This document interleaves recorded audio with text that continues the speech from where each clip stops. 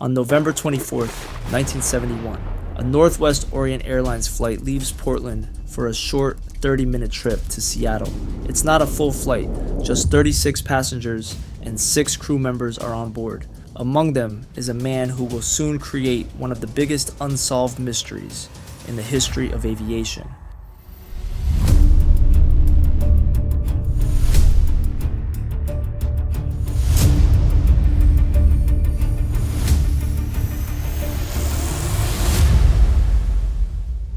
This man, dressed in a neat suit, white shirt, and black pants, looked like any regular businessman. He was about in his mid-40s. He chose a seat at the back of the plane, number 18E, which was going to be very important for his bold plan.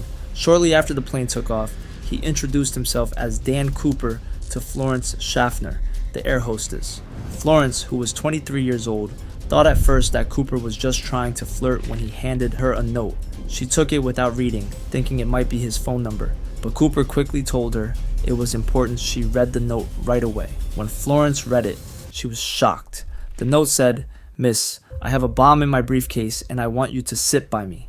Trying to keep his calm, Cooper slightly opened his briefcase to show Florence what was inside. Red cylinders, wires, and a large battery. It was definitely a bomb.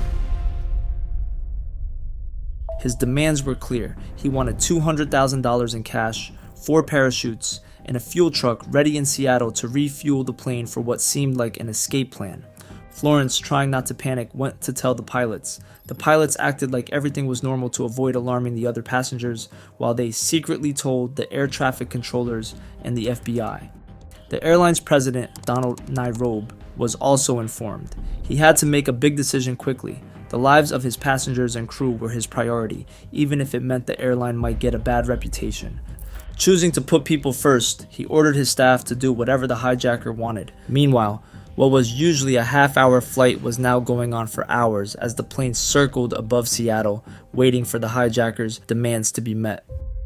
To keep the passengers calm, the flight crew told them there was a minor technical issue, which was why they were delayed. This story bought enough time to gather the ransom money and parachutes. When the plane finally landed in Seattle at 5:46 p.m., away from the busy main terminal, everything was set for a tense exchange that would puzzle and intrigue people for years to come. The plane, parked far from the bustling activity of Seattle's main airport terminal, became the center of a high-stakes drama under the dimming skies of the late afternoon. Inside, the passengers, still unaware of the real situation, waited anxiously for the plane to move again. Meanwhile, Florence Schaffner, along with another air hostess, Tina Mucklow, prepared to play a crucial role in the unfolding events. As the deadline for Cooper's demands approached, the tension among the law enforcement and airline staff on the ground was palpable. Everyone worked against the clock to gather $200,000 in cash and secure the 4 parachutes that Cooper had demanded. The money, consisting of unmarked $20 bills, was quickly pulled from a local bank that kept large amounts of cash on hand for such emergencies. By the time the cash and parachutes were delivered to the aircraft, it was 5:46 p.m. An airline representative, carrying a bag filled with the ransom and the parachutes, approached the aircraft under the watchful eyes of the FBI agents, discreetly positioned around the tarmac. Cooper closely monitored the exchange from the plane's doorway, ensuring that all items were delivered as specified. Once the ransom was handed over, Cooper ordered the release of all the passengers and most of the crew, except for Tina Mucklow, who he demanded stay behind. This act, while reducing the number of potential victims, heightened the stakes for those remaining on board. The passengers, relieved yet confused, disembarked from the plane, having no idea of the drama they had just been part of. With the passengers off the plane, Cooper's plan entered its next phase. He instructed the pilots to refuel the aircraft and prepare for takeoff. His escape plan was audacious. He directed that the plane fly towards Mexico City at a low altitude of 10,000 feet, with the wing flaps set at 15 degrees and at a minimum airspeed possible without stalling the aircraft. These specific instructions were meant to prepare the plane for a possible parachute jump. The pilots, concerned about the fuel capacity and the unusual flying requirements, warned Cooper that they wouldn't make it to Mexico City under those conditions. Cooper was unfazed. he dismissed their concerns, insisting that they follow his directions precisely. As the plane was refueled and readied for this unusual flight, the tension was thick. Everyone on board knew that the night would likely bring more unexpected challenges. As night fell and the aircraft took off again, Cooper's final act was set into motion. He instructed Tina Mucklow to join the rest of the crew in the cockpit and to lock the door behind her.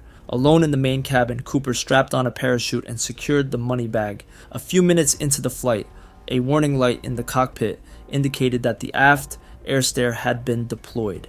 This feature, unique to the Boeing 727, allowed direct access to the outside from the rear of the aircraft. 8:13 p.m., the pilots felt a sudden upward tilt of the plane. Cooper had jumped. The man known as D.B. Cooper had vanished into the dark, stormy night over the dense forests of Washington state, leaving behind only the echo of his audacity. As the plane touched down in Reno, Nevada, the eerie quiet that followed Cooper's daring jump was palpable. The aircraft, once a scene of tense negotiations and high stakes, now felt almost ghostly. The crew, still shaken, exited the cockpit to find the cabin empty. Cooper had vanished into the night, leaving behind a few traces of his presence: a tie clip, and some parachute straps. These items, mundane yet crucial, would later become key pieces in a puzzle that has captivated the world for decades. Back in Seattle, the news of Cooper's escape had already sparked a frenzy among law enforcement agencies. The FBI took charge, launching one of the most extensive and famous manhunts in U.S. history. The search area, based on the plane's flight path and Cooper's last known actions, was vast and rugged, covering the dense forests and mountainous terrain of southwestern Washington state.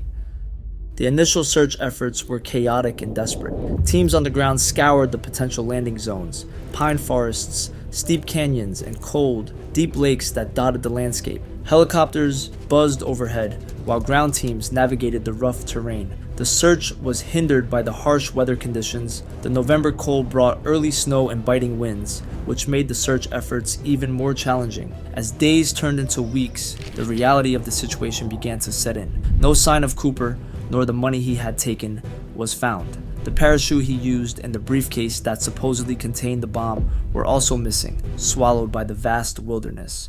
The FBI spread the serial numbers of the ransom money across the country, alerting banks, casinos, and other businesses to be on the lookout for the bills, which could potentially lead them to Cooper. Meanwhile, the public's fascination with the case grew. The mysterious hijacker, who had parachuted into oblivion, became something of a folk hero, a symbol of defiance and cunning. The media coverage was relentless, with every possible angle explored, from speculative analysis of Cooper's survival odds to psychological profiles attempting to decipher his motives. Amidst the media circus, the investigation continued. The FBI analyzed the items left behind by Cooper, particularly the tie and tie clip. Microscopic analysis revealed particles that suggested Cooper might have worked in the aerospace industry, possibly even for Boeing itself, providing a tantalizing clue about his background. As months turned into years, the legend of D.B. Cooper only grew. The lack of conclusive evidence and the fading trails led to numerous theories and claims. Some believe Cooper died on impact, his body lost forever in the vast wilderness. Others speculated that he survived, perhaps even living among them under a new identity. The mystery deepened, and D.B. Cooper became a permanent fixture in the annals of unsolved mysteries. Decades have passed since D.B. Cooper vanished into the night sky, but his legacy endures, woven into the fabric of popular culture and continuing to intrigue amateur sleuths and professional investigators. The hijacking has spurred countless books, documentaries, and films, each attempting to shed light on the identity and fate of the enigmatic Skyjacker. Over the years, the FBI processed and eliminated numerous suspects, each theory seeming to only deepen the mystery. Some theories suggested Cooper was an experienced parachutist, others speculated he had a military background, possibly even special forces, given his familiarity with the terrain and aircraft. Yet, no conclusive evidence has ever emerged to definitively solve the puzzle of his true identity or his ultimate fate. The impact of Cooper's hijacking extended far beyond the immediate frenzy it caused. It led to significant changes in aviation security. One of the most notable was the introduction of stricter passenger screening processes at airports. Additionally, the design of aircraft was also reconsidered. The Boeing 727, the model hijacked by Cooper, was modified to prevent the lowering of aft stairs during flight, a feature Cooper exploited to make his daring escape. Culturally, the figure of D.B. Cooper has become a symbol of audacious adventure and enduring mystery. He is often portrayed as a folk hero, an anti-establishment figure who managed to outwit authorities and disappear without a trace. This romanticized view of Cooper has permeated literature and film, presenting him as a mastermind of deception and survival. Despite the romantic allure, the reality of the investigation was grueling and costly. Resources poured into the search and investigation yielded little more than fragmented clues that tantalized more than they explained. In 2016, after 45 years of dead ends, the FBI officially closed the investigation, citing the reallocation of resources to other cases as the primary reason. Yet even this closure could not dampen public fascination with the case. The discovery of a rotting package of $20 bills in 1980 by a young boy on the Columbia River provided a brief resurgence of interest and speculation. The bills were confirmed to be the part of the ransom, suggesting that Cooper at least survived the jump long enough to possibly stash the money, though many questions about the circumstances remained unanswered. In recent years, advances in technology and the rise of internet sleuthing communities have kept the case alive in the public eye. New theories and potential leads are discussed in forums and documentaries, each re-examination hoping to finally uncover the truth about D.B. Cooper. Whether Cooper survived or perished, his story remains a captivating chapter in the annals of American crime and continues to intrigue those who wonder about the fate of the man who could fly into the night, never to be seen again. And sharing these important things with you means a lot to me.